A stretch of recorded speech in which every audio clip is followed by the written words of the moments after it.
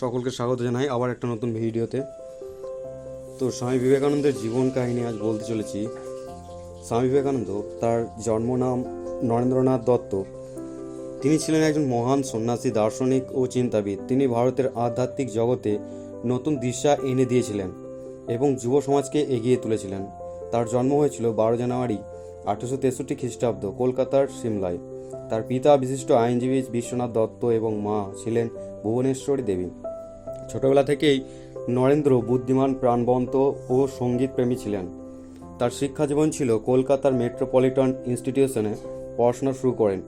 Presidency college ও Scottish church college থেকে দর্শন, ইতিহাস ও সমাজবিজ্ঞান বিষয়ে পড়াশোনা করেন।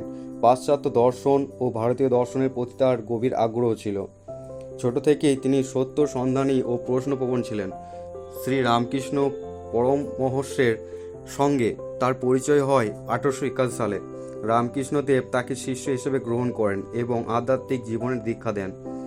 তিনি সন্ন্যাস ধর্ম গ্রহণ করেন। গুরু রামকৃষ্ণের মহাপ্রয়াণের পর নরেন্দ্র শিষ্যদের নিয়ে রামকৃষ্ণ মিশন প্রতিষ্ঠা করেন। তিনি সন্ন্যাস গ্রহণ করে নাম নেন স্বামী বিবেকানন্দ। শিকাগো ধর্মসভায় বক্তৃতা দেন তিনি। 1893 সালে আমেরিকার শিকাগোতে অনুষ্ঠিত বিশ্ব ধর্ম মহাসভায় যোগ দেন। তার প্রথম বক্তৃতা sisters and brothers of America দিয়ে সবার হৃদয় জয় করেন। তিনি হিন্দু ধর্ম, বেদান্ত ও মানব সেবার গুরুত্ব তুলে ধরেন। ভারত সভা ও রামকৃষ্ণ মিশন বলেন, বিদেশ থেকে ফিরে এসে তিনি সমাজ সংস্কার, শিক্ষা বিস্তার ও দরিদ্র দূরীকরণের মন দেন।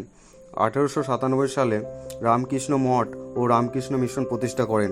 তিনি বলেছিলেন যে ঈশ্বর মন্দিরে নেই, তিনি ক্ষুধার্ত ও দরিদ্রের মধ্যে আছেন। স্বামী বিবেকানন্দের শিক্ষা ও ভাবনা ছিল শক্তি, সাহস ও আত্মবিশ্বাসে ভরপুর হও। যুব সমাজকে দেশ ও সমাজ গঠনে এগিয়ে আসতে হবে। ধর্ম মানে কুসংস্কার নয়, বরং মানব সেবা। তার বিখ্যাত উক্তি, উঠো, জাগো এবং লক্ষ্য না পাওয়া পর্যন্ত থেমো না। স্বামী বিবেকানন্দ শুধু ভারতের নয়, সারা বিশ্বের মানুষকে অনুপ্রাণিত করেছেন। তার জীবন ও আদর্শ আজও মানবজাতির জন্য দিশারি। তো তার মৃত্যু ঘটে 4 জুলাই 1902 সালে, মাত্র 39 বছর বয়সে। বেলুড় মঠে তার মহাসমাধি দেওয়া হয়। তো ধন্যবাদ গোটাটা শোনার জন্য। এই ছিল তার জীবনের কিছু কাহিনী। তো অবশ্যই আপনারা একটা লাইক করবেন এবং সাবস্ক্রাইব করে চ্যানেলটাকে। দেখা হচ্ছে আবার একটা নতুন ভিডিওতে। জয় হিন্দ, বন্দে মাতরম।